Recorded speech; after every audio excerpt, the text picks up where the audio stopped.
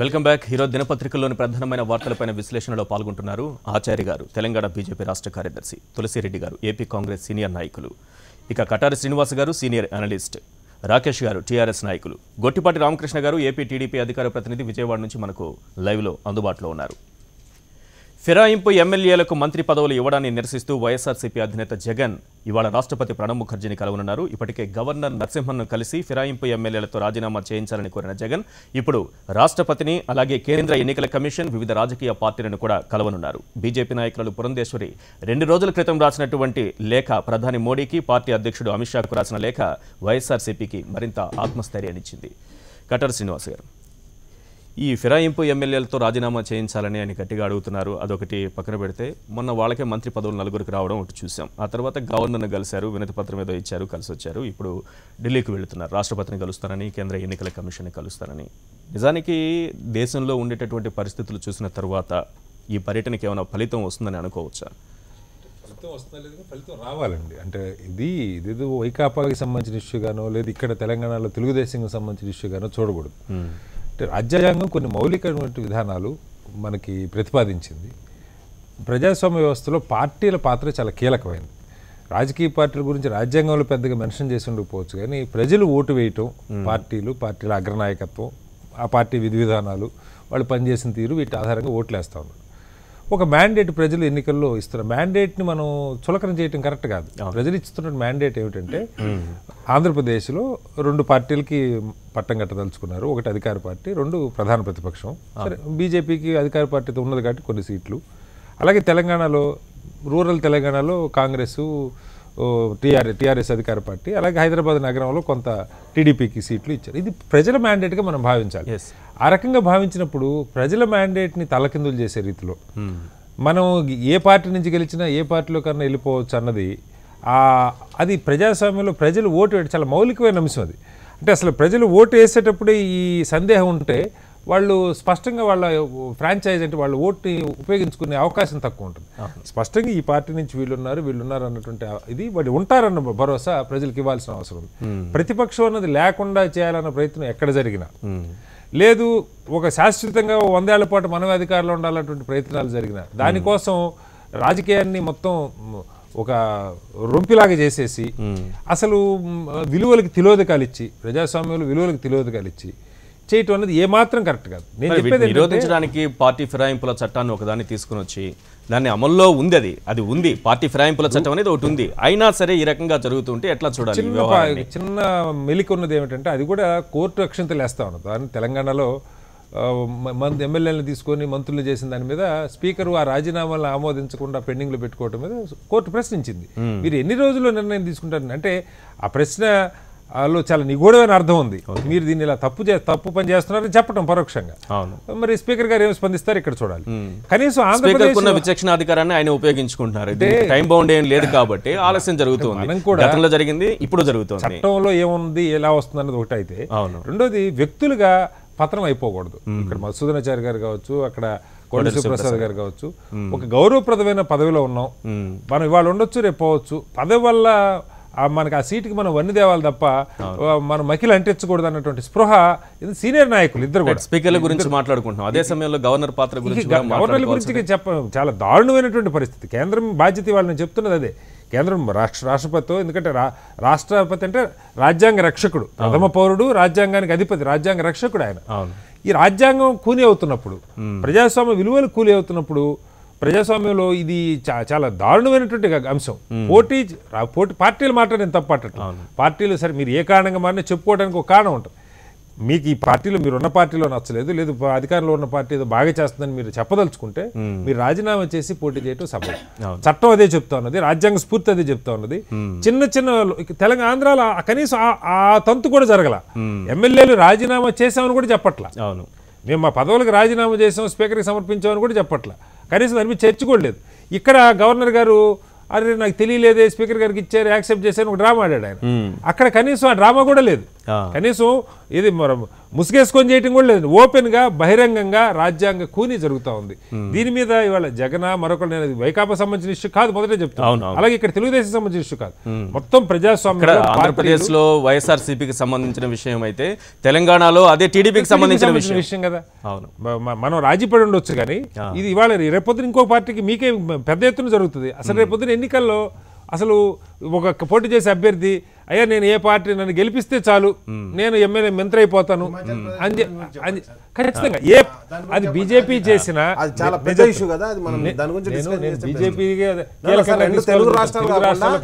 భారతదేశం మొత్తంలో జరుగుతున్నటువంటి రాజకీయ పరిణామాల గురించి మనం భారతదేశం మనం చూసేది మన తెలుగు రాష్ట్రాలు దేశంలో ఎక్కడ జరిగినా చేస్తున్నప్పటికీ కూడా రెండు తెలుగు రాష్ట్రాలు ఆయన అభిప్రాయం నేను పూర్తిగా గౌరవిస్తున్నా. బీజేపీ వేరే రాష్ట్రాల్లో ఉత్తరాఖండ్ ఉత్తరాంచల్లో ఎక్కడ జరిగినా కూడా పార్టీ ఫిరాయింపులు అనేది దేశం మొత్తంలో ఒక అమెండ్మెంట్ రూల్ తీసుకురావాలి. మన దగ్గర ఉన్నంత దురదృష్టకరంగా దౌర్భాగ్యంగా అయితే ఎక్కడ లేదు సార్. ఇప్పుడు నేను అనేది ప్రభుత్వంలో ఉన్న ఈ రకంగా మీ పైన వేటు పడుతుంది చట్టం కూడా చెప్తున్న సమయంలో దాన్ని ఉల్లంఘించి ఈ రోజు పార్టీ ఫిరాయింపులకు పాల్పడుతున్నారు. ఉత్తరాంచల్ కానీ ఉత్తరాఖండ్ కానీ గతంలో జరిగినాయి, కోర్టు సాక్ష్యంతులు వేసినాయి. సరే అక్కడ మొన్న ఎలక్షన్ జరిగింది, మళ్ళీ బీజేపీ ప్రభుత్వం వచ్చింది. బట్ నేనంటుంది ఎక్కడ జరిగినా పార్టీ మొత్తంగా మారినా కూడా ఈవెన్ మర్జింగ్ కి కూడా కొన్ని నియమ నిబంధనలు ఉన్నాయి. మంత్రి పదవులు ఇచ్చే స్థాయికి ఎదిగింది పార్టీ ఫిరాయింపులు మంత్రి పదవులు ఇచ్చే స్థాయికి ఎదిగింది. తులసిరెడ్డి గారు ఏం చెప్తారు? 1985లో రాజీవ్ గాంధీ అప్పట్లో రాజ్యాంగ సవరణ ద్వారా ఒక పార్టీ ఫిరాయింపుల చట్టాన్ని తీసుకొచ్చారు. మనం చట్టంలో చూస్తే వీళ్ళకి అనర్హత వేట ఎప్పుడు వస్తుంది? రాజీనామా సమర్పిస్తే, ఆ ఎమ్మెల్యే రాజీనామా చేస్తే అనర్హులు అవుతారు. విప్పు ధిక్కరించినప్పుడు అనర్హులు అవుతారు. రెండోది గవర్నర్ నామినేట్ చేసినటువంటి వాళ్ళు ఏదైనా పార్టీలోకి వెళ్ళిపోతే అప్పుడు అనర్హులు అవుతారు.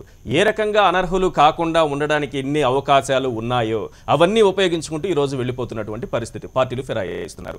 ఎట్లా దీనికి అడ్డుకట్ట వేయచ్చు అనుకుంటున్నారు?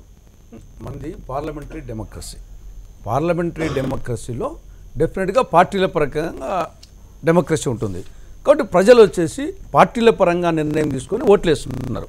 కాబట్టి ప్రెసిడెన్షియల్ డెమోక్రసీకి పార్లమెంటరీ డెమోక్రసీకి డిఫరెన్స్ ఉంది. పార్లమెంటరీ డెమోక్రసీలో డెఫినెట్గా పార్టీల పాత్ర ప్రధానంగా ఉంటుంది. దీన్ని పార్టీ ఫిరాయింపులు పదవులు పెట్టుకొని ఈ స్థాయిలో ఉంటాయని చెప్పేసి మన రాజ్యాంగ నిర్మాతలు ఊహించలేదు. అందుకోసమే రాజ్యాంగంలో, ఒరిజినల్ రాజ్యాంగంలో దీని గురించి ప్రస్తావనే లేదు. దాని తర్వాత కాలక్రమేణా చూసిన తర్వాత 1985లో రాజీవ్ గాంధీ గారి పీరియడ్లో దీనికి అడ్డుకట్ట వేయకుంటే కొంచెం ఇబ్బంది అని చెప్పేసి అప్పుడు కొంతవరకు 1/3 అనేది ఒకటి తీసుకొచ్చారు. కానీ అది కూడా అడ్డుకట్ట వేయలేకపోతున్న దేశంతో వాజ్పేయి గారి పీరియడ్లో 2003లో దాన్ని మరింత చేసి ఈవెన్ టోటల్గా అందరూ మర్జీ అయినా కానీ పార్టీ మర్జీ కాకుంటే అనర్హత అని చెప్పేసి పెట్టడం జరిగింది. కానీ దాంతో 10 షెడ్యూల్ ఇవన్నీ ఇంకా రాజీవ్ గాంధీ పీరియడ్ దానికి ఇచ్చేయింది. కానీ జరిగింది ఏమంటే ఈ అనర్హత నిర్ణయించే అధికారము ఆ 10 షెడ్యూల్లో ఐటమ్ నంబర్ 6 ప్రకారంగా స్పీకర్ పరిధికి పెట్టారు. స్పీకర్ డెసిషన్ ఈజ్ ఫైనల్ అన్నారు. దాంతో మొత్తం సమస్య వచ్చింది. అంతతో ఆగకుండా ఐటమ్ నంబర్ 7లో కోర్టులు జోక్యం చేసుకోకూడదు అన్నారు. ఈ 2 సమస్యలతో మొత్తము వాజ్పేయి గారి కాలంలో కానీ రాజీవ్ గాంధీ పీరియడ్లో కానీ ఆలోచించినటువంటి ఆ లెటర్ అండ్ స్పిరిట్ అనేది ఈ 6th and 7th ఐటమ్స్ ద్వారా ఈరోజు నిర్వీర్యం అయిపోతా ఉంది. ఇది ఓవరాల్గా. కాబట్టి ఖచ్చితంగా దీన్ని ఆ 6th, 7th అమెండ్మెంట్ చేయకుంటే ఇవి ఇంకా జీవితకు అవకాశం ఉన్నప్పుడు జరుగుతూనే ఉంటాయి. ఆడ ముందు చేయాలి. అది ఒక్క మాట వారు చెప్పింది. స్పీకర్ గారు విచక్షణ పెట్టడానికి కారణం కూడా ఏమిటంటే కొన్ని ప్రత్యేక పరిస్థితుల్లో ఒత్తిళ్లకు లొంగి రాజీనామా చేశారా ఇలాంటి వాటి కోసం తప్ప స్వచ్ఛందంగా వాళ్ళు రాజీనామా చేసి వేరే పార్టీ వ్యాసం రాసి స్పీకర్ కి పంపిస్తారు. స్పీకర్ ఫార్మేట్ ఉండదు అక్కడ. వాళ్ళకి కూడా తెలుసు ఈ రాజీనామా ఆమోదించడానికి తెలుసు. వ్యాసం రాసినట్టు రాసి పంపిస్తారు. స్పీకర్ విచక్షణకి ఇచ్చారు, దీన్ని మిస్యూజ్ చేయడం కోసం కాదు. ఇక్కడ ఇది ఓవరాల్గా. కానీ ప్రస్తుతం ఆంధ్రప్రదేశ్కు సంబంధించి 1 అనైతికం, 2 అప్రజాస్వామికం, 3 ద్వంద్వనీతి, 4 పార్టీ వ్యవస్థాపక అధ్యక్షుడు ఎన్టీ రామారావు ఆశయాలకే వ్యతిరేకం, 5వది వచ్చేసి గవర్నర్ పాత్ర మరీ హీనం. ఈ 5లో ఏ విధంగా అనైతికం అంటే ఇంకా దానికి పచ్చిగా చెప్పాలంటే అగ్నిసాక్షిగా అందరి సమక్షంలో పెళ్ళాడి విడాకులు తీసుకోకుండా మొగుడు వచ్చేసి ఆర్థిక స్తోమత లేదనో, అందవిహీనుడనో, పక్కింటోడు వచ్చేసి అందగాడనో, పట్టుచీర ఇచ్చాడనో, ఆస్తిపరుడనో విడాకులు తీసుకోకుండా అందరి సమక్షంలో, ముగ్గురి సమక్షంలో సంసారం చేస్తే ఎలా ఉంటుందో ఇది ప్రజలు అంగీకరించరు, ఇది కూడా అంగీకరించరు. అంతే. అంతకున్నా నువ్వు పదవికి విడాకులు తీసుకొని నువ్వు మ్యారేజ్ చేసుకో, విడాకులు తీసుకోకుండా సంసారం చేస్తామంటే ఎంత అనైతికమో ఇది కూడా పార్టీ పదవులకు వచ్చేసి ఒక పార్టీ ద్వారా వచ్చిందని. ఇది ఏ పార్టీ అయినా సరే, నేను ఏ పార్టీ అయినా సరే ఎవరి హయాంలో చేసిన కాంగ్రెస్ పార్టీ చేసింది అదేనా? ఎవరు చేసినా అంటున్నా కదా, ఎవరు చేసినా తప్పే ఎవరి హయాంలో చేసిన మొదలుపెట్టింది ఎవరు? మొదలు పెడితే మీరు కంటిన్యూ చేయాలందా? ఆ రోజు కేసీఆర్ గారు ఏం మాట్లాడారు? కాంగ్రెస్ రాజశేఖర రెడ్డి గారు తీసుకున్న రోజు కేసీఆర్ గారు ఏం మాట్లాడారు? మా ఎమ్మెల్యేలు అడ్డగోలుగా లాక్కున్నారని మాట్లాడారు. ఇవాళ అదే ఎందుకు చేస్తారు? అదే కదా, ఎందుకంత ఉలిక్కి పడతారు? మీకు వచ్చినప్పుడు అవకాశం చెప్పండి, ఖండించండి. కాబట్టి ఇది అనైతికం. రెండు, అప్రజాస్వామికం. నేను చెప్పినట్టు డెమోక్రసీ మనుగడకే ప్రమాదంలో పడుతుంది. ఇది ఒక రాష్ట్రం కాదు, ఓవరాల్గా దేశంలోనే ఇంకా పార్లమెంటరీ డెమోక్రసీ ప్రమాదంలో పడుతుంది. మూడవది, చంద్రబాబు నాయుడు గారికి సంబంధించి తెలంగాణలో శ్రీనివాస్ యాదవ్ గారు మంత్రిగా తీసుకున్నప్పుడు ఆయన ఏం చెప్పాడు, ఇప్పుడు ఏం చేశాడు. కాబట్టి ఆయనకు సంబంధించి అది పూర్తిగా 2 నాలుకల ద్వారానే ద్వంద్వ నీతికి నిదర్శనము. నాలుగవది, ఎన్టీఆర్ పార్టీ వ్యవస్థాపక అధ్యక్షుడు ఈవెన్ బిగినింగ్లోనే ఒక తీర్మానం, తిరుపతిలో తీర్మానం చేసి ఆ రోజు ఆదయ్య, రత్తయ్య, నారాయణ అని 3 ఎమ్మెల్యేస్ కాంగ్రెస్ పార్టీ నుండి టీడీపీలోకి వస్తే మీరు రాజీనామా చేయాలా అంటే వాళ్ళు రాజీనామా చేయకుంటే వాళ్ళని పార్టీ నుండి బహిష్కరించడం జరిగింది. కాబట్టి అటువంటి నైతిక విలువలతో ఆవిర్భవించినటువంటి తెలుగుదేశం పార్టీలో మీరు ఈరోజు విధంగా చేయడం అనేది ఏ విధంగా సమర్థనీయం కాదు. ఇంకా లాస్ట్ గవర్నర్ వచ్చేసి రాజ్యాంగ పరిరక్షకుడు. అక్కడ కానీ ఇక్కడ కానీ ఎక్కడ కానీ ఎవరు తప్పు చేసినా ఆయనకు అనైతికమని తెలియదు. ఆయనకు వచ్చేసి మన స్పీకర్ గారు కూడా వచ్చేసి వీళ్ళందరూ మొత్తం 66 మంది వైఎస్ఆర్ ఎమ్మెల్యేస్ అని చెప్పేసి స్పీకర్ గారు కూడా ప్రకటించారు మననే అసెంబ్లీ సమావేశాలు అయిపోయిన తర్వాత. కాబట్టి ఆయనకు వచ్చేసి ప్రత్యక్షంగా ఇది వచ్చేసి వాళ్ళ వైఎస్ఆర్ పార్టీ వాళ్ళు తెలుసు, అసెంబ్లీలో ప్రకటించారు, వాళ్ళ బలం ఏంటో చెప్పారు, వాళ్ళకి ఎంత సమయం కేటాయించారో చెప్పారు. ఇక్కడ మీరు స్పీకర్ది ఒక తప్పు అయితే, ముఖ్యమంత్రిది ఒక తప్పు అయితే, నాకు అంతకంటే ఎక్కువ తప్పు గవర్నర్ది.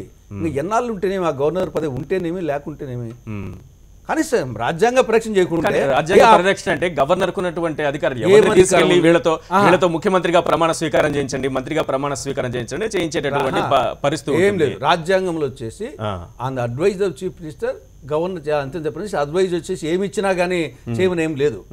గవర్నర్ వచ్చేసి అంత రాజ్యాంగంలో రబ్బర్ బొమ్మలు ఉన్నారు. కానీ ఇప్పుడు ఒక వ్యక్తిని తీసుకెళ్లి ఇతను 6 నెలల తర్వాత 6 నెలల లోపు ఎక్కడ చోట ఎలక్ట్ అవుతాడు, అలాంటి వాళ్ళ దగ్గర కూడా మనం చేసుకుంటున్నాం కదా, మంత్రులుగానో లేకపోతే ముఖ్యమంత్రులుగానో ప్రమాణ స్వీకారం చేసిన ప్రమాణం చేసిన పరిస్థితులు కనిపిస్తున్నాయి కదా. ఇక్కడ ఆల్రెడీ ఒక పార్టీ పరంగా ఎమ్మెల్యేగా గెలిచాడు, ఆ పార్టీకి ఒక అధ్యక్షుడు ఉన్నాడు, ఆ అధ్యక్షుడు వచ్చేసేసి తీసుకోవద్దని చెప్తున్నారు.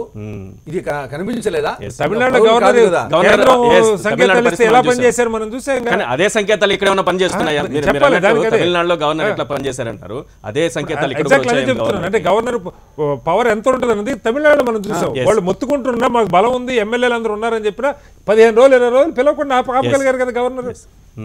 కాబట్టి ఏ విధంగా చూసినా కానీ ఇది ఓవరాల్గా ఇప్పుడు ఆ 10th షెడ్యూల్కు మళ్ళీ అమెండ్మెంట్ తీసుకురాకుంటే ఇది అన్ని పార్టీలు దేశవ్యాప్తంగా ప్రజాస్వామ్యవాదులందరూ ఈ రోజులో ఒక పార్టీ కేంద్రం ఉండొచ్చు, రేపు ఇంకో పార్టీ ఉండొచ్చు, రాష్ట్రాలు ఉండొచ్చు. కాబట్టి అది ఇమ్మెటీరియల్. కాబట్టి ఓవరాల్ గా వాజ్పేయి గారి స్ఫూర్తిని దృష్టిలో పెట్టుకుని, రాజ్యాంగ స్ఫూర్తి దృష్టి పెట్టుకుని, రాజీవ్ గాంధీ స్ఫూర్తి పెట్టుకుని ఆ 6th 7th దాంట్లోకి వచ్చి 10th షెడ్యూల్కి అమెండ్మెంట్ చేసి ఇమీడియట్ గా తీసుకురాకపోతే మాత్రం ప్రజాస్వామ్యం మన కూడా సాగించదు. రైట్. ఆచార్య గారు, మీకు పురంధేశ్వరి కూడా లేఖ రాశారు, ప్రధాని మోడీకి రాశారు, పార్టీ అధ్యక్షులు అమిత్ షా కూడా లేఖ పంపించారు. ఏపీలో జరుగుతున్నటువంటి పార్టీ ఫిరాయింపులు, వాళ్ళకి పార్టీ ఫిరాయించిన ఎమ్మెల్యేలకు మంత్రి పదవులు ఇవ్వడాన్ని తప్పుపడుతూ ఆవిడ పంపించినటువంటిది. ఇదే పార్టీ ఫిరాయింపులు అనేవి బీజేపీ పాలిత రాష్ట్రాల్లో లేకపోతే వేరే పార్టీ అధికారంలో ఉన్నటువంటి రాష్ట్రాల్లో కూడా బీజేపీ ప్రోత్సహించినటువంటి పరిస్థితి. మరి ఈ లేఖకి ఏమన్నా కొంతైనా సరే ఈ లేఖ పైన స్పందిస్తుందా, లేకపోతే ఇప్పుడు వైఎస్ఆర్సీపీ అధినేత వెళ్తున్నారు, ఆయన వెళ్ళి అక్కడ అందరినీ కలవడం వల్ల ఏమైనా ప్రయోజనం ఉంటుందా? దీనిపైన కేంద్రంలో అధికారంలో ఉన్నటువంటి బీజేపీ ఏం చేస్తుంది? ఏ రాష్ట్రాలు ప్రోత్సహించినా, ఏ పార్టీ ప్రోత్సహించినా తప్పే. ఇలా పురంధరేశ్వరి చెప్పినా, నిన్న వెంకయ్య నాయుడు గారు కూడా చాలా స్పష్టంగా ఈ చెప్పడం జరిగింది. ఇలా అన్ని పార్టీలు, ప్రజాస్వామ్యబద్ధంగా ఉండేటువంటి అన్ని పార్టీలు దీనిపైన చర్చ లోతుగా చేయాల్సినటువంటి అవసరం ఉంది. పార్టీ ఫిరాయింపుల చట్టాన్ని తీసుకొచ్చినప్పుడు అన్ని పార్టీలలో ఉన్నటువంటి అభిప్రాయం ఒక రకంగా ఉన్నది. చట్టం వచ్చిన తర్వాత దాన్ని ఏ రకంగా దాన్ని యూజ్ చేసుకోవాలనేటువంటిది అన్ని పార్టీలలో కొంత తప్పుడు నిర్ణయాలు తీసుకోవాలనేది అధికారం కొరకు చేస్తున్నది వాస్తవం. కాబట్టి దేశవ్యాప్తంగా ఇప్పుడు అన్ని పార్టీలు పెద్దలు చెప్పినట్టు లోతైన చర్చ చేయాలి. ఇప్పుడు ఈడ టీఆర్ఎస్ చేసిందా, ఆడ టీడీపీ చేసిందా, ఈడ ఒకటి చేస్తే ఆడ 2 చేయొచ్చు, ఆడ 2 చేస్తే ఇంకో తన 3 చేయొచ్చు. ఈ ఏది చేసినా తప్పే కదా. దీన్ని చూసుకుంటా ఎందుకుంటున్నారు స్పీకర్లు కానీ అన్ని పార్టీలకు అవసరం కాబట్టి అన్ని పార్టీలకి అవసరం కాబట్టి ఈ రాష్ట్రంలో ఈ పార్టీకి అవసరం ఒకటే జారీ గారు ఈ రాష్ట్రంలో ఆంధ్రప్రదేశ్ కాంగ్రెస్ ప్రభుత్వం ఉన్నప్పుడు ఆంధ్రప్రదేశ్ లో టీడీపీకి అవసరం కావచ్చు, తెలంగాణలో టీఆర్ఎస్ కి అవసరం కావచ్చు, మిగతా రాష్ట్రాల్లో బీజేపీకి అవసరం కాలేదా? ఇప్పుడు మిగతా రాష్ట్రాలలో మీరు ఇట్లా తీసుకుంటే 4 స్థానాలు తక్కువ ఉండి ఢిల్లీలో 4 స్థానాలు తక్కువ ఉండి మొదటి స్థానంలో ఉండి కూడా మేము ఒకవేళ నిజంగానే 4 తీసుకోదలుచుకుంటే ఇలా మళ్ళీ కేజ్రీవాల్ ముఖ్యమంత్రి అయ్యేవారు కాదు. రెండవది, ఒకవేళ బీజేపీ నిజంగానే అనుకుంటే ఒక్క ఓటుతోటి ప్రధానమంత్రి పదవిని అటల్ బిహారీ వాజ్పేయి గారు తప్పుకున్నటువంటి పరిస్థితి వేరు. అంటే నేను ఏమంటున్నా అంటే ఇలా ఏదో హిమాచల్ అంటున్నాడు, హిమాచల్ ఉత్తరాఖండ్ లో మెజారిటీ కాంగ్రెస్ పార్టీ ఉంది. ఇలా అరుణాచల్ ప్రదేశ్ లో మొత్తం వాళ్ళు పార్టీకి రిజైన్ చేసి దీంట్లో బీజేపీలో చేయలేదు. కాంగ్రెస్ పార్టీ ఏ పార్టీకి చేసిరనేది చూసుకో. ఇలా నేను ఏమంటున్నా అంటే ఇప్పుడు తప్పు జరిగిందని చెప్పేదానికి సమర్థించడానికి ఇంత వాదించాల్సిన అవసరం లేదు. దీని మీద లోతైన చర్చ జరగాలి. మళ్ళీ అవసరమైతే పార్లమెంట్లో దీన్ని చర్చ చేసి దీని మీద ఒక నిర్ణయం తీసుకోవాలి. పార్టీ మారితే ఎవరు నిర్ణయం తీసుకుంటారు, ఎవరు చర్చ చేస్తారు, అన్ని పార్టీలు దానికే పాల్పడుతుంటే ఒక ఇష్యూ దానికే పార్టీలు అదే అభిప్రాయం రావాలి. ఇలా పార్లమెంట్లో దీని మీద మళ్ళీ పెట్టాలని అంటున్నాం. ఇలా పురంధరేశ్వర్ రాసినా ఇంకా ఇక్కడున్న విశ్లేషకులు చెప్పినా ఎవరు చెప్పినా ఆల్టర్నేటివ్ పార్లమెంట్లోనే కదా పెట్టాల్సింది. పెట్టాలనేది మేము కోరుతున్నామని అంటున్నాం. పెట్టాలన్నటువంటి అవకాశాన్ని తీసుకురావాలి, చర్చ తీసుకురావాలి. మీలాంటి టీవీ ఛానల్లో దీని లోతైన చర్చ తీసుకురావాలి. అసహ్యం వేస్తున్నది కేసీఆర్ చేసిండు కాబట్టి మేము సమర్థించాలి, చంద్రబాబు నాయుడు చేసిండు కాబట్టి మేము సమర్థించాలని మన ఛానల్లో మన స్టూడియోలో చర్చలో 10% పార్లమెంట్ లో జరిగినా కూడా చాలా మార్పులు మనం చూడొచ్చు. చర్చ పార్లమెంట్ లో జరగకుండా ఒకరు ప్రయత్నం చేస్తారు, జరగకుండా జరిగితే ఏం జరుగుతుందో అనేటువంటిది కొన్ని ప్రయత్నాలు ఉంటాయి. పార్లమెంట్ మీద చర్చ కాదు, ఈ అంశం ఏదైతున్నదో పార్టీ ఫిరాయింపు చట్టాన్ని ఉన్నటువంటి కొన్ని దాంట్లోనే ఆసన చేసుకొని ఇలా వాళ్ళు లబ్ధి పొందుతున్నారు. అసెంబ్లీ సీట్లు పెంపొంది ఎవరు జనం కోరింది కాదు, ఇతర ప్రతిపక్షాలు కోరింది కాదు. ప్రభుత్వాలు తలుచుకుని 2 రాష్ట్రాలు కేంద్ర ఆల్రెడీ రాజ్యాంగ సవరణకి పెడతా ఉన్నారు, తెల్లరేపాటికి పెడతా ఉన్నారు. చట్టంలో ఉన్నది కాబట్టి చేయాలని కోరిన 2 రాష్ట్రాల చేయదలుచుకుంటే రాజ్యాంగ సవరణ కూడా ప్రయత్నం చేయాలని మీలాంటి ఇప్పుడు మీరు చెప్పినరు 2 రాష్ట్రాలు అలా అయింది. భారతదేశం మొత్తం కూడా ఒక నిర్ణయం తీసుకోవాలన్నప్పుడు అన్ని పార్టీలలో కూడా చర్చ రావాలి. మాకు సరైన బలం రాజ్యసభలో లేదు, మిగతా పార్టీలు కూడా సహకరించాలి. ఇలా తీవ్రమైన నష్టం ఇలా కాంగ్రెస్కు జరగవచ్చు, రేపు బీజేపీ జరగవచ్చు, ఇంకే పార్టీకైనా జరగవచ్చు. ఆనాడు కేసీఆర్ జరిగినాడు ఆయన గగ్గోలు పెట్టిండు, ఇలా ఆయనే దాన్ని అనుసరించిండు. ఆనాడు చంద్రబాబు నాయుడు ఏదైతే ఎన్టీ రామారావు దీనికి వ్యతిరేకంగా ఉన్నాడు, ఇలా వాళ్ళే అనుసరించారు. ఏది ఏమైనా ఈ తప్పుడు విధానము ఇలా ప్రజలు అసహించుకుంటున్నారు.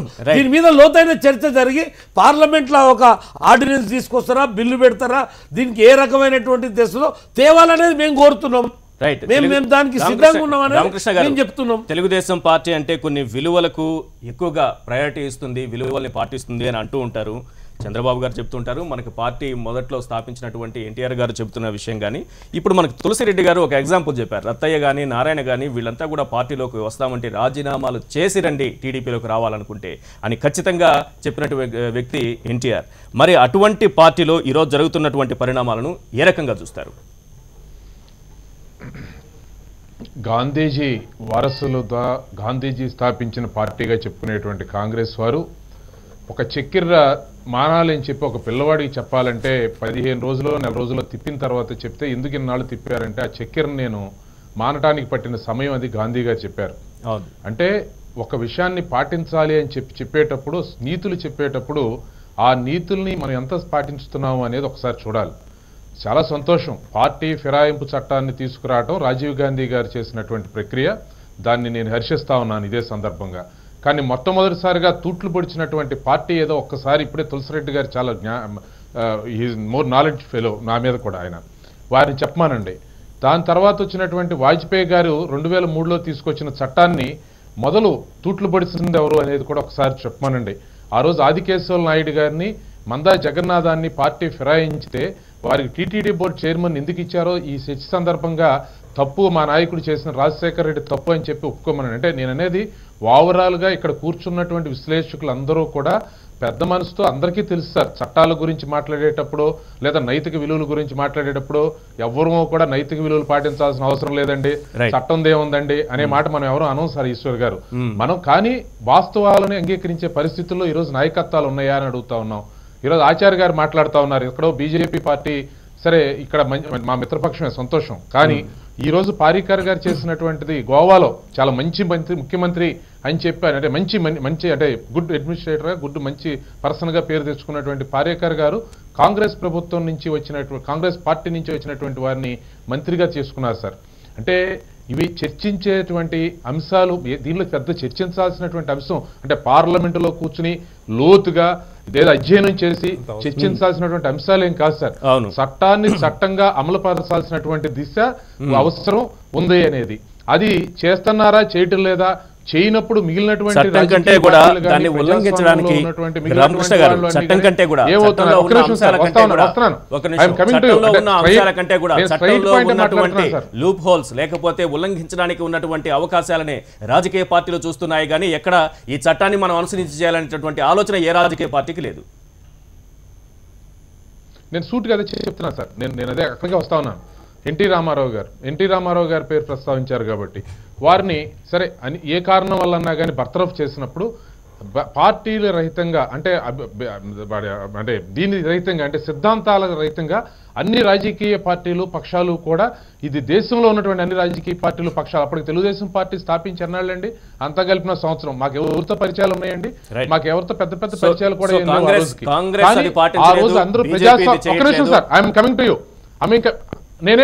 నేను చెప్పేదేనండి, I'm coming to your point. ఆ రోజు అన్ని రాజకీయ పార్టీలు కూడా ఒత్తిడి చేసి అందరూ కూడా మద్దతు ఇచ్చి ఆ రోజు జరిగినటువంటి ఆ స్ఫూర్తిని దించినటువంటిది. అలాగే కేంద్ర ప్రభుత్వం కూడా సరే, అంత ఇందిరాగాంధీ కూడా ఇంకో రకంగా ఏదో వెళ్ళిపోకుండా సరే అక్కడ తప్పు జరిగింది అని చెప్పని ఒప్పుకుని దాన్ని రీఇనిషియేట్ చేసినట్టు సంగతులు ఈ రోజు నాయకత్వాలు అలా ఉన్నాయా? ఎస్, తెలంగాణలో ఆ విధంగా పార్టీ ఫిరాయిస్తూ ఉంటే 2 సంవత్సరాల పాటు మేము ఘోషిస్తూ ఉంటే మాట్లాడినటువంటి ఆ రోజు ఎందుకు ఈ రోజు నాయకులు ఎవరు మాట్లాడలేకపోయారు? లేదు, జగను ఇక్కడ నాకు 21 మంది ఎమ్మెల్యేలు టచ్లో ఉన్నారు, గంటలో నేను ప్రభుత్వాన్ని పడగొడతాను, అసలు మీ పార్టీ నుంచి వెళ్తున్నారు కదా అంటే బుద్ధున్నాడు ఎవడన్నా తెలుగుదేశంలో చేరతాడా అని చెప్పి ఉన్నటువంటి స్టేట్మెంట్ ఉన్న రోజు, బాబు నువ్వు అలా అనకూడదు, నువ్వు ఏదైనా ఉంటే మళ్ళీ అధికారానికి రావాలంటే నువ్వు ప్రజలు ఎన్నుకునే వరకు కూడా ఉండాల్సిన అవసరం ఉంది, అలా ప్రజలు ఎన్నుకున్న ప్రభుత్వాన్ని ఫిరాయింపులకి ప్రోత్సహించకూడదు అని చెప్పి చెప్పకుండా ఎందుకు ఊరుకున్నారండి ఆ రోజు అందరూ? ఈ రోజు మాట్లాడుతూ ఉన్నారు. నేననేది నైతిక విషయాలు చట్టాలు అందరం కూడా ఆమోదించుతాం సార్, కానీ దాన్ని ఎంతవరకు పాటిస్తున్నాము, ఎంతవరకు పాటించగనేటువంటి వ్యక్తులను కానీ వ్యవస్థలను కానీ ఎంతవరకు నిలదీస్తున్నాము అనేది ఇక్కడ ప్రాథమికమైనటువంటి అంశం. తులసిరెడ్డి గారు due respect of the Purandeswari గారు, నేను చెప్తా ఉన్నాను సార్, పురంధేశ్వరి గారైనా తులసిరెడ్డి గారైనా ఆ రోజు కాంగ్రెస్ పార్టీలో జరిగినటువంటి పరిస్థితుల్ని పరిణామాలని ఆ రోజు నిలదీసేటువంటి పరిస్థితి ఉంటే ఈ రోజు నైతికమైనటువంటి హక్కు లభించి ఉండేది ఈ చర్చలో కూడా లేదా ఉత్తరంలో కూడా. ఈ రోజు ఏదో జరుగుతా ఉంది, జరగబోతా ఉంది అనేటువంటి భావనను వ్యక్తీకరించడం అనేది అశక్తులు చేసేటువంటి పనిగానే తప్పించి శక్తి ఉన్నప్పుడు చేయకుండా ఈ రోజు శక్తి లేనప్పుడు కేవలం భావ వ్యక్తీకరణ వల్ల ఉపయోగం ఉండదు. బీజేపీ నుంచి పురంధేశ్వరి లెటర్ రాశారు, ఆ తర్వాత విష్ణుకుమార్ రాజు నిన్న మాట్లాడారు, బీజేపీ శాసనసభ పక్ష నేతగా ఉన్నారు ఆయన కూడా నిన్న మాట్లాడారు, దీన్ని వ్యతిరేకించారు. నేననేది దీనికి సంబంధించి ఒకటి సార్, రాజ్యాంగ నిపుణులు, రాజ్యాంగానికి సంబంధించి నియామకం జరిగినటువంటి గవర్నరు, దానికి సంబంధించి ఆల్రెడీ ఒక తెలంగాణ రాష్ట్రంలో ఈ విధంగా జరిగినప్పుడు అది ఏ విధంగా కూడా అది సబబే అన్నట్టుగా కొనసాగినప్పుడు ఇది సబబుగానే కొనసాగించే దానికోసం ఉన్నటువంటి అర్హతగానే భావించాల్సి వస్తుంది తప్పించి అది తప్పుగా అంగీకరించాల్సినటువంటి అవసరం లేదు సార్. రైట్ అండి, ఒక్క నిమిషం మీ దగ్గరికి వస్తాను. రాకేష్ గారు, ఒకటండి, ఈరోజు ఏదైతే అంటే ఈరోజు కాకుండా మనం ఎప్పటి నుంచి అయితే స్వతంత్రం వచ్చినప్పటి నుంచి తీసుకుంటే లేకపోతే స్వతంత్రం తర్వాత తీసుకుంటే మేము తెలంగాణ రాష్ట్రంగా కొత్త రాష్ట్రంగా ఏర్పడ్డాం. తెలంగాణ రాష్ట్రం కొత్త రాష్ట్రంగా ఏర్పడినప్పుడు వివిధ రాజకీయ పక్షాలు, వివిధ వ్యక్తులు, ఒక శక్తులుగా ఉన్నటువంటి మేధావర్గం చాలామంది సంబంధించిన వాళ్ళు వివిధ పార్టీల్లో డివైడ్ అయి ఉన్నారు. కానీ ఎప్పుడైతే తెలంగాణ రాష్ట్రం వచ్చిన తర్వాత కలిసికట్టుగా మనం దీన్ని అభివృద్ధి చేసుకుందాం మనకు ఎజెండాతోటి, మేము ప్రధాన ఎజెండాతోటి ముందుకు పోవడం జరిగింది. దానిలో రాజకీయ పక్షాలన్నింటినీ ఏకం చేసినా సరే మనం తెలంగాణను సాధించుకున్నాం. అదేవిధంగా తెలంగాణ అభివృద్ధికి కూడా అన్ని రాజకీయ పక్షాలు కలిసికట్టుగా మనం ముందుకు పోవాలని చెప్పేసి అనుకున్నాం. మీకు సింపుల్ ఉదాహరణ ఏంటంటే 1947లో ఎలక్షన్ జరగలేదండి. ఎప్పుడైతే భారతదేశం స్వతంత్రం వచ్చినప్పుడు 1946లో జరిగిన తర్వాత 1952లో జరిగింది ఎలక్షన్స్.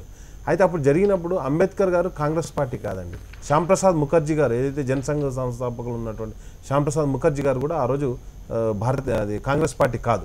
కానీ వాళ్ళందరినీ తీసుకొని నెహ్రూ గారు ఏం చేశారు, భారతదేశం స్వతంత్రం వచ్చింది, వివిధ వర్గాలుగా డివైడ్ అయినటువంటి ప్రజలందరినీ అంటే నాయకులందరినీ మనం మమేకం చేసి భారతదేశ అభివృద్ధికి చర్యలు తీసుకోవాలని చెప్పేసి ఆ రోజు అంబేద్కర్ గారు అప్పటికి పార్లమెంట్ మెంబర్ కూడా కాదండి.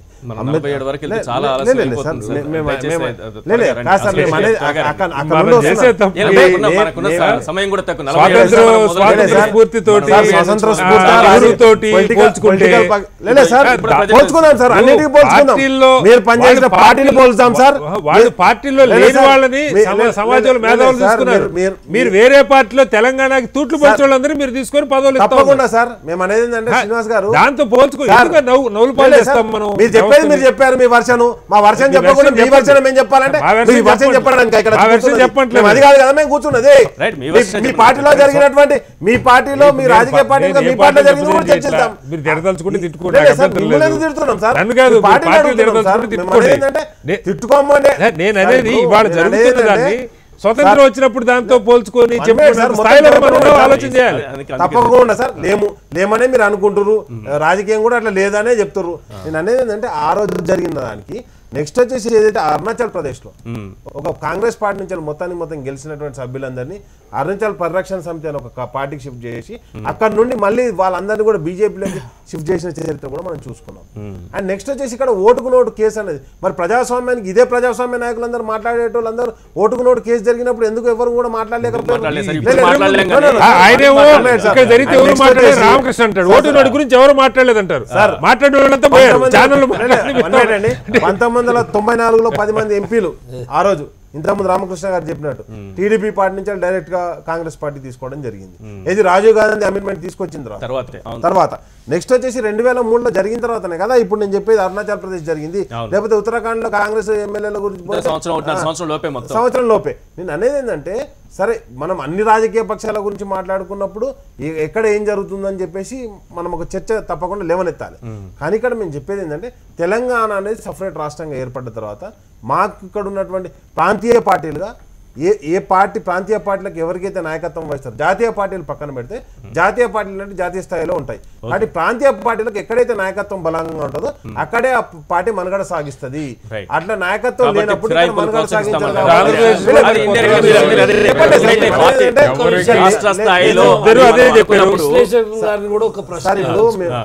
ఇప్పుడు ప్రభుత్వం పడిపోతున్నది, 1-2 సీట్లతోటి ఇబ్బంది అవుతున్నప్పుడు తీసుకున్నటువంటి నిర్ణయాలు. ఇక్కడ ఇంకో ముఖ్యమైన విషయం చెప్పాలి ఈశ్వర్ గారు, ఒక్క మాట. ఒక ప్రధానమంత్రి పదవికి ఒక సీటు తక్కువ ఉన్నప్పుడు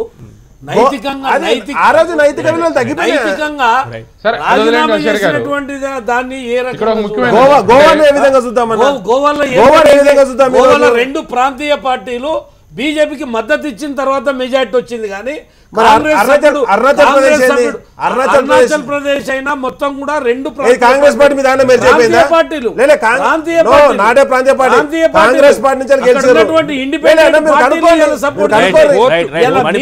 మణిపూర్లో ఇతర పార్టీ నుంచి వచ్చిన వ్యక్తికి మంత్రి పదవి ఇచ్చారు. మెజారిటీ కూడా ఎక్కడుంది? సింగిల్ లార్జెస్ట్ పార్టీగా తీసుకుంటే బీజేపీ పార్టీ వాజ్పేయి పార్టీ కాదని కాశ్మీర్ లో సార్ ఈ రోజు కాశ్మీర్ స్వాతంత్రానికి తెలంగాణ ఉద్యమానికి పొంతన చెప్పినప్పుడు తెలిసిపోయింది క్రికెట్ టీము జాతీయ గీతం ఏమి ఆలపించింది, పాకిస్తాన్ జాతీయ గీతం ఆలపించిందని సోషల్ మీడియాలో చక్కర్లు కొడుతున్నాయి. అక్కడ అధికారంలో ఉన్నది ఎవరు? బీజేపీను, అక్కడ ఉన్నటువంటి కాశ్మీర్ ముక్తి మోర్చా. మరి అట్లాంటప్పుడు అక్కడ నుంచి కనీసం గవర్నమెంట్ చెప్పేది అది బీజేపీ ఈ రోజు దుస్థితి. ఈ రోజు మళ్ళీ చెప్తున్నా, రాజస్థాన్ లో గోహత్యల గురించి గడపలేస్తున్నాయి కాదు కదా సార్, ఎక్కడ ఎలక్షన్లు ఉన్నాయో గోహత్యల గురించి కాదండి. మీ బీజేపీ గురించి చెప్తున్నా, వాజ్పేయి గారు బీజేపీకి, ఈ రోజున బీజేపీకి వాజ్పేయి గారు కంపేర్ చేసుకోండి, వాజ్పేయి గారు కంపేర్ చేసుకోండి. నేను ఆ రోజున బీజేపీ వేరు, ఈ రోజున బీజేపీ వేరు.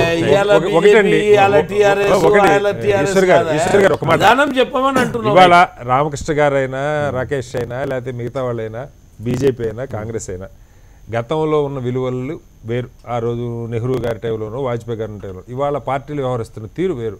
ప్రతి పార్టీ అవకాశం ఉన్నప్పుడు చట్టంలో లొసుగులు వాడుకొని తీరుతా ఉన్నాయి. దాన్ని సరిచేయాల్సిన దురదృష్టం ఏంటంటే, రాజ్యాంగాన్ని పరిరక్షించడానికి కూర్చున్న పార్టీలు ఇవి.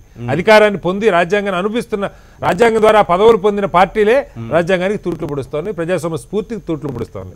మరి చేయదలుచుకుంటే ఓపెన్గా చేసేయటం మంచిది. నేను అనేది ఇప్పుడు ఏదైనా మార్పులు సమాజంలో పార్టీలు లేవు, ఇండిపెండెంట్ గెలుస్తారు, ఎవరిని కాదు వాళ్ళు తీసుకుంటామని చెప్తే అదొక రకం.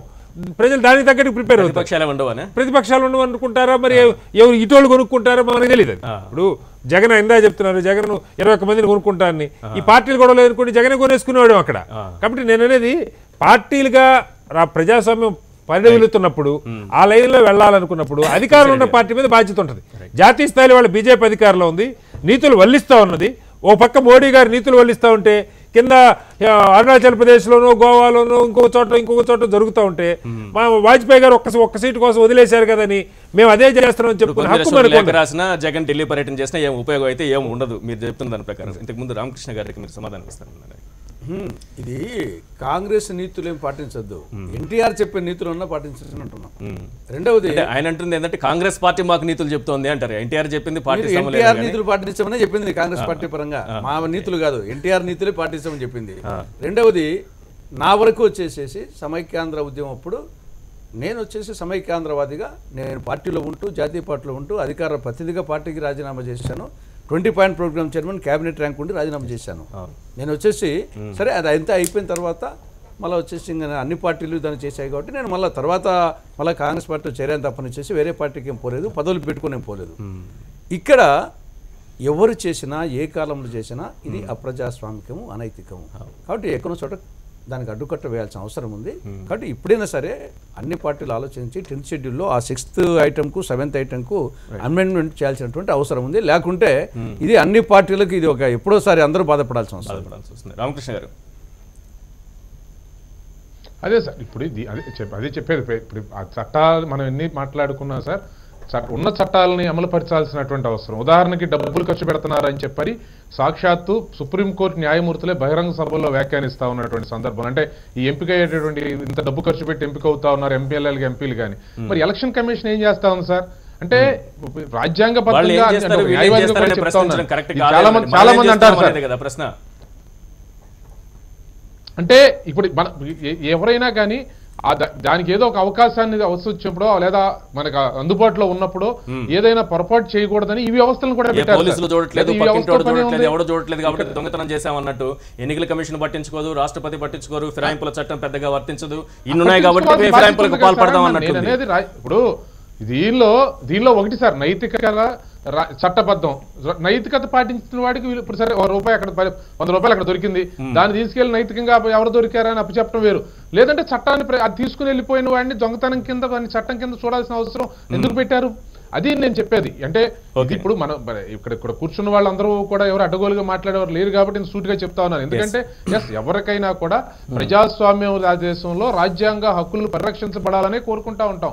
అయితే అది ఒకళ్ళు పాటించిన తర్వాత మిగిలిన వాళ్ళు పాటించకపోతే అది అన్ని రకాలైన ఒత్తిళ్లు కూడా ఎదుర్కోవాల్సినటువంటి పరిస్థితులు కూడా ఏర్పడతాయి సార్. ఆ రోజు వాజ్పేయి గారు ఒక కోటితో పడిపోయారన్నారు. పొరపాటున గవర్నమెంట్ రాకపోతే అందరూ కూడా వాజ్పేయి గారినే అన్ని రకాలుగా కూడా నిందించేవాళ్ళు. అది చాలా రకాలైన సమస్యలు ఉన్నాయి సార్.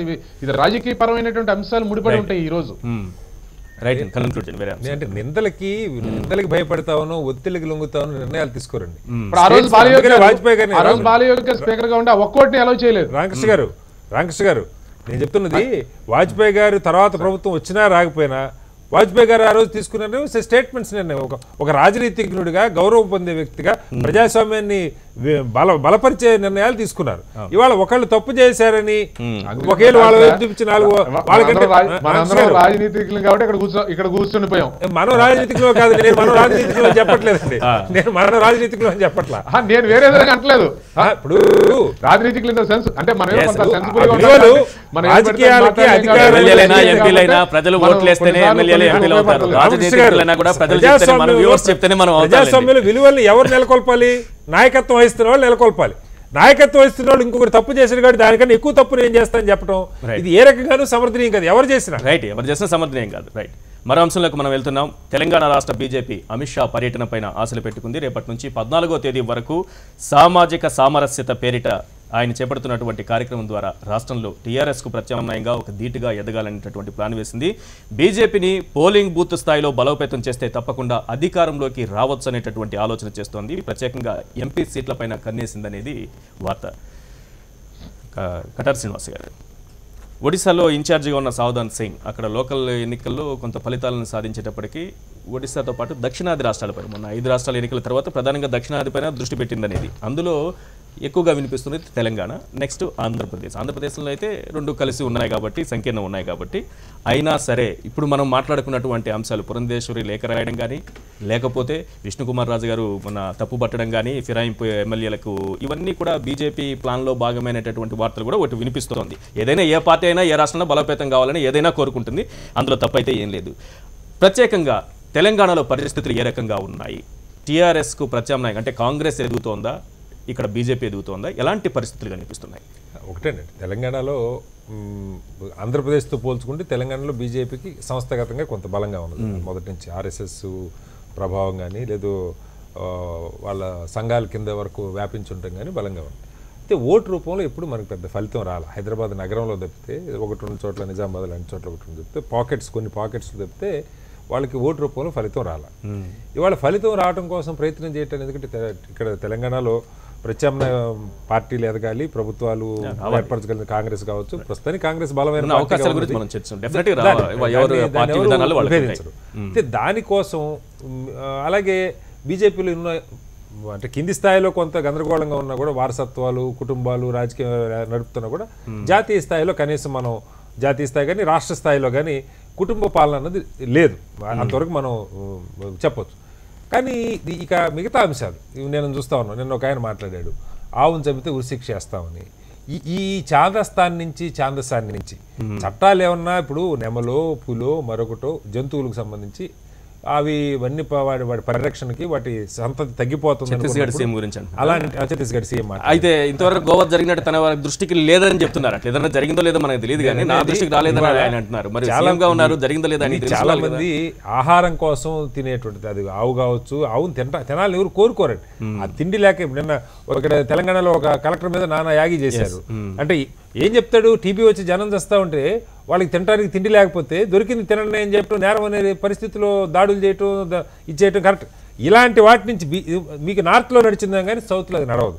సౌత్లో ప్రజలు కొన్ని సెక్యులర్ భావాలతో, కొంత లిబరలైజ్డ్ ఆలోచనతో ఉన్నటువంటి ప్రాంతం, డెవలప్డ్ ఏరియా మొత్తం సౌత్ అన్ని రాష్ట్రాలు.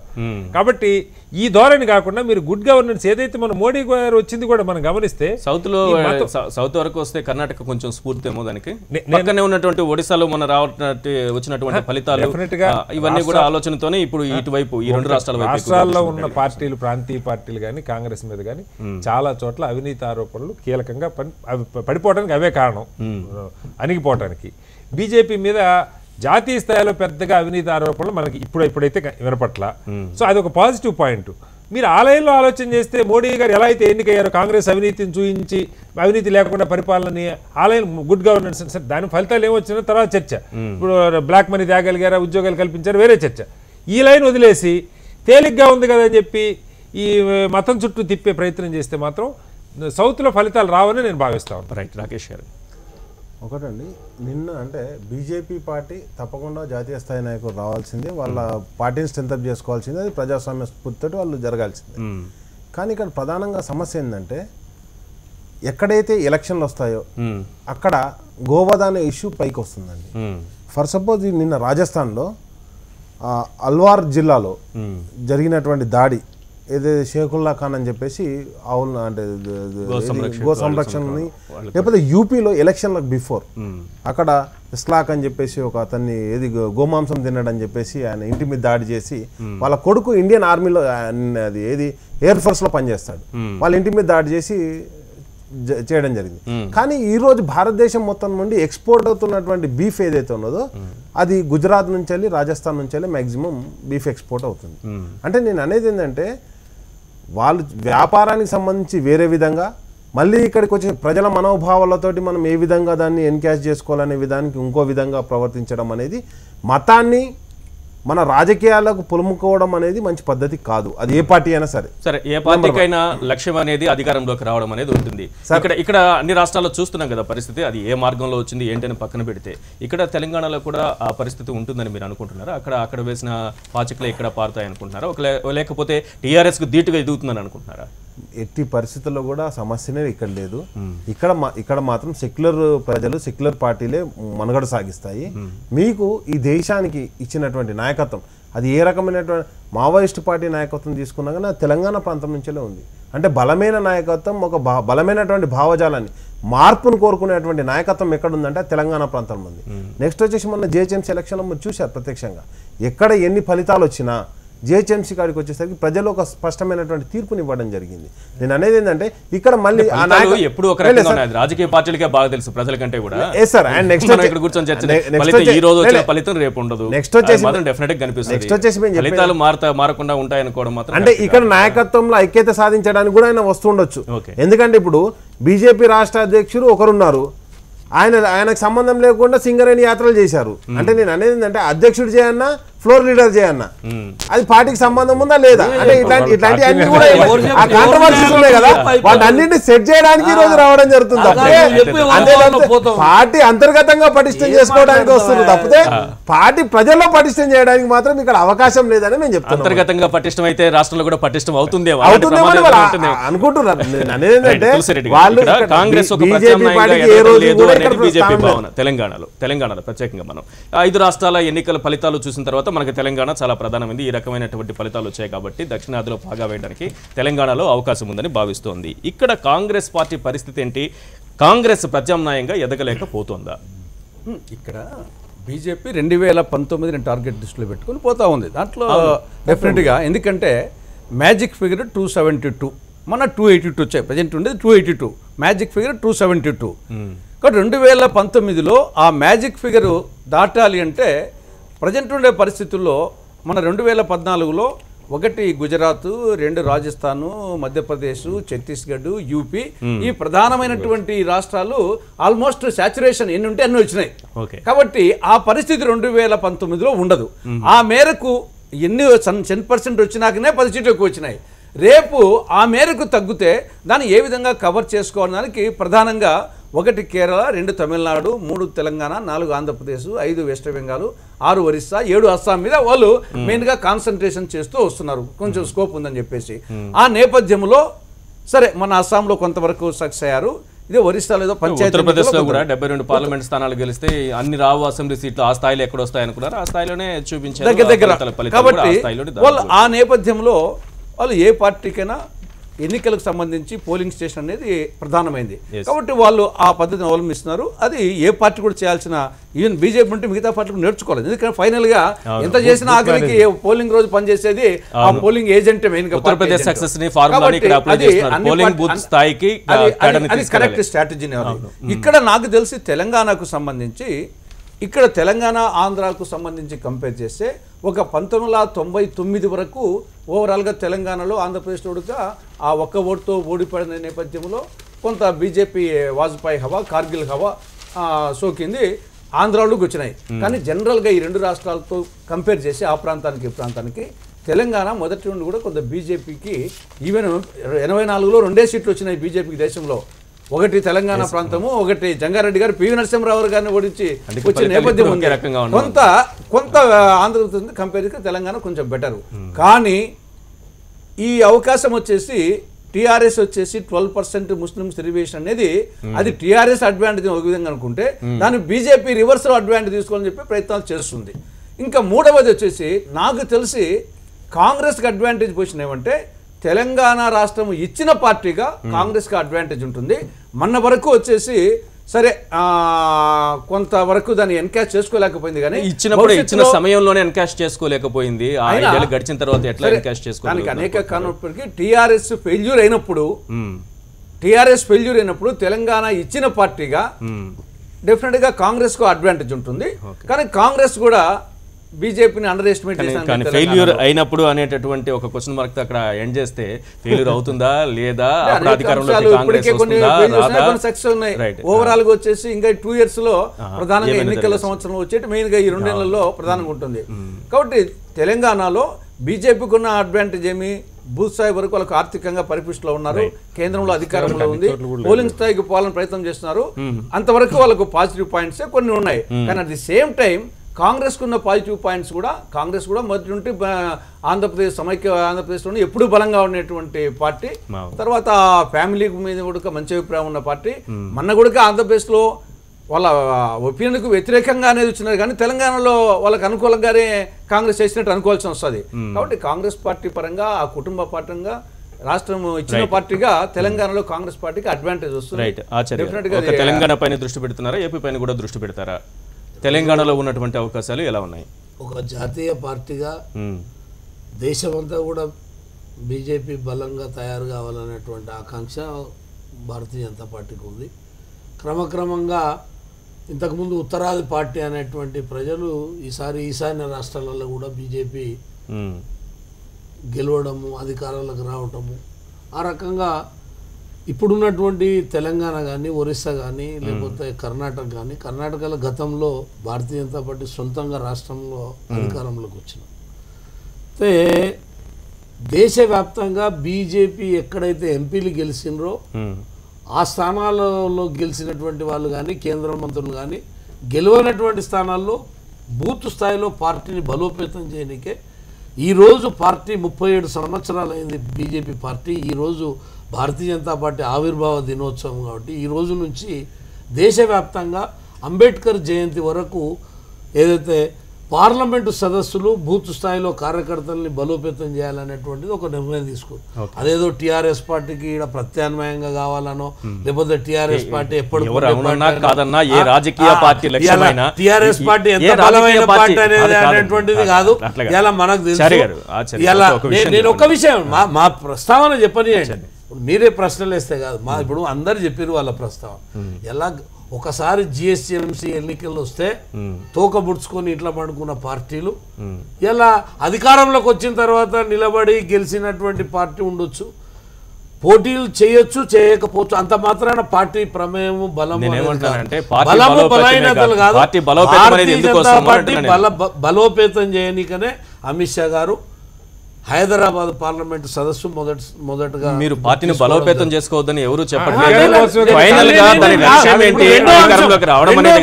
అంశాలు ప్రస్తావించారు సార్. ఒకటి, కలెక్టర్ గారు ప్రజలను ఉద్దేశించి మాట్లాడితే రాద్ధాంతరం చేశారని విశ్లేషకులు మాట్లాడారు. ఏమని మాట్లాడారు ఒకసారి లైవ్ చేయండి. ఏం మాట్లాడితే మీరు దానికి ఏం జవాబు చెప్తారు? ఇలా నేను ఏమంటున్నా అంటే, ఇలా ఒకవేళ పోషకాహారాలు దొరకకపోవడానికి కారణం చేస్తే ఇలా ప్రభుత్వాల తప్పు కదా. రాకేష్ నువ్వు మాట్లాడేటప్పుడు నేను మాట్లాడలేదు. గోవులని తింటేనే పోషకాహారాలు వస్తాయి అని అంటే ఒక ఆయన నెమలు తినొద్దు, పులి తినొద్దు, కానీ ఆవులు తినాలంటున్నాడు. నేనేం చెప్తున్నా అంటే ఇవాళ ఒక పేపర్లా షియా ముస్లిం సంబంధించినటువంటి షియాలు గోవధ చేయొద్దు దాన్ని ఒక ఫత్వాగా జారీ చేసిర్రు. దీన్ని హర్షిద్దామా లేదా? ఇలా నేను ఏమంటున్నా అంటే, కేవలం ఒక ఒక్కొక్కటి. గోవు తప్పితే ఇంకేమి లేవా మనకున్న సమయంలో మనం ఎవరన్నా వద్దంటున్నామా రేపటి నుంచి ఈ ఆహార అలవాట్లతోటే దేశాన్ని విభజించి పాలిస్తామా? రాకేష్ గారు, రాకేష్ గారు, ఒక్క నిమిషం. ఒకటే చెప్తున్నా. నేను చేస్తున్న ప్రయత్నం మొత్తం ఇదే. మేము అనేది ఏంటంటే దేశం అభివృద్ధి చెందాలన్న అధికారం లేదు కాదు. మేము హిందువులమే.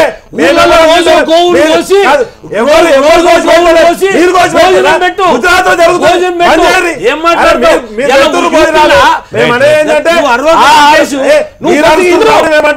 ఎవరైనా మీరు కూడా హిందువులమే.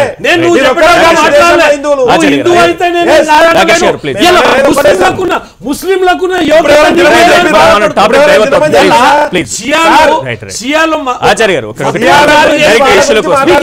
అమిత్ షా మాట్లాడకుండా అమిత్ షా గురించి మాట్లాడకుండా గోవుల గుజరాత్ లో బీఫ్ ఎక్స్పోర్ట్ అయ్యేది బంద్ చేయాలి. మీకు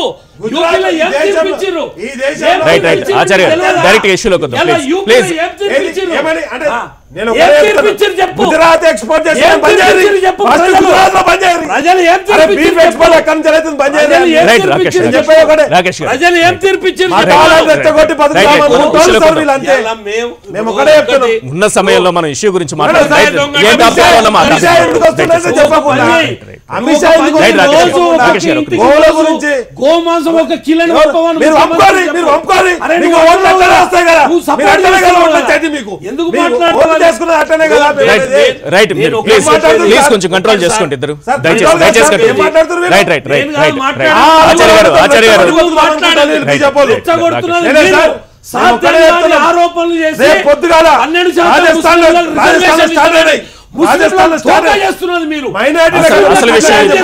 అసలు విషయం ఇద్దరు మాట్లాడట్లేదు. దయచేసి ఆగండి. పటేల్ అందుకే కోరుతున్నారు. ప్రజలకు రైట్ ఒక నిమిషం రాకేష్ గారు రైట్ గొట్టిపాటి రామకృష్ణ రైట్ మీ ఇద్దరు వాయిస్ ఇదే అయితే నేను ఇంకొక వాయిస్ తీసుకోవాల్సి వస్తుంది. ఆచార్య గారు రైట్ గొట్టిపాటి రామకృష్ణ గారు మీరు ఏం మాట్లాడుకున్నా మ్యూట్ అవుతుంది. దయచేసి మీరు దాన్ని ఎక్స్టెండ్ చేయకండి. రైట్ ఇప్పుడు రైట్ మనం అందుకే మీరు డైరెక్ట్ రండి అని అందుకే అంటున్నాను. రైట్ కలెక్టర్ గారు ఏం మాట్లాడారు? రైట్ రామకృష్ణ గారు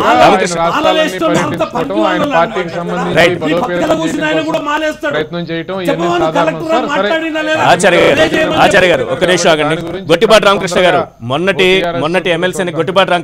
మొన్నటి ఎమ్మెల్సీ ఎన్నికల్లో మాధవ్ గెలుపు బీజేపీ నుంచి అంటే టీడీపీ సపోర్ట్ ఉందిలేండి. మాధవ్ గెలుపు ఒకటి అంటే బీజేపీకి ఏపీలో మేము బలపడుతున్నాము అని చెప్పుకోవడానికి, అదేవిధంగా పురంధరేశ్వరి రాసినటువంటి లేఖ, నిన్న విష్ణుకుమార్ రాజు గారు చేసినటువంటి వ్యాఖ్యలు, ఇవన్నీ కూడా టీడీపీని వదిలిపెట్టి బీజేపీ సొంతంగా ఎదగడానికి చేస్తున్నటువంటి ప్రయత్నాలు కావచ్చు, అయితే అవ్వచ్చు కూడా, తప్పేం లేదు అందులో. ఏం చెప్తారు?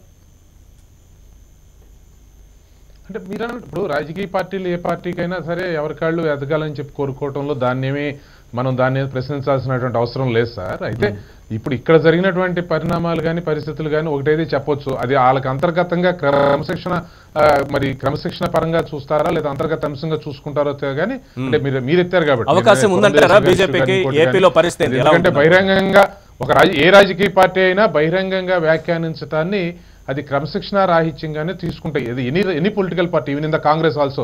సరే వాళ్ళ మీద యాక్షన్ తీసుకుంటారా తీసుకోరా లేదా దాన్ని ఇగ్నోర్ చేస్తారా అనేది పక్కన పెడితే, ఇది ఇప్పుడు నాకు ఒక వ్యక్తిగతమైన నాకు ఉన్నటువంటి అభిప్రాయాన్ని నేను ముఖ్యమంత్రి గారికి అధ్యక్షుల వారికి వ్యక్తిగతంగానో లేదా చెప్పాల్సిందే కానీ బహిరంగ పత్రికల ముందు చెప్పడం అంటే అది అసంతృప్తికి వ్యక్తపరచడం కింద వస్తుంది. అది జనరల్గా ఏ రాజకీయ పార్టీ అయినా. నేను అడుగుతున్నది ఏపీలో బీజేపీకి స్పేస్ ఉందా, అవకాశం ఉందా, టీడీపీని వదిలిపెట్టి ఎదిగేటటువంటి అవకాశం ఉందా? రేపు ఇప్పుడు తెలంగాణ మీద దృష్టి పెట్టిన బీజేపీ రేపు ఏపీ మీద కూడా పెడుతుంది డెఫినెట్ గా, అందుకు సంకేతాలు కనిపిస్తున్నాయి, అది చెప్తున్నా నేను. నేననేది అదే. అంటే ఈ రోజు అంటే వాళ్ళు అంటే ముందు ఆ పార్టీకి కింద నుంచి కూడా స్ట్రెంత్ ఏర్పాటు చేసుకోవాల్సిన అవసరం ఉంది. గతంలో ఇప్పుడు మరి ఇక్కడ అంత అవకాశాలు ఇక్కడైతే లేవు. తెలంగాణలో కొంత రకరకాల కారణాలతో ఉంది కానీ ఇక్కడైతే ఎప్పుడు కూడా లేదు కదండి. ఇప్పుడు అసలు పట్టభద్రుల ఎమ్మెల్సీకి సంబంధించి గతంలో కూడా ఈవెన్ జనసంఘం ఉన్నప్పుడు కూడా అక్కడ వచ్చేసి సూర్యప్రకాష్ రెడ్డి పశ్చిమ రాయలసీమ నుండి 2 సార్లు 3 సార్లు వచ్చాడు. కాబట్టి అప్పుడు కాంగ్రెస్ పార్టీ పోటీ పెట్టేది కాదు. టీచర్లకు పట్టభద్రులకు కాంగ్రెస్ పార్టీ ఎప్పుడు పోటీ పెట్టేది లేదు. అప్పుడు జనసంఘం కమ్యూనిస్ట్ పార్టీ తరపున వాళ్ళే గెలిచేవాళ్ళు.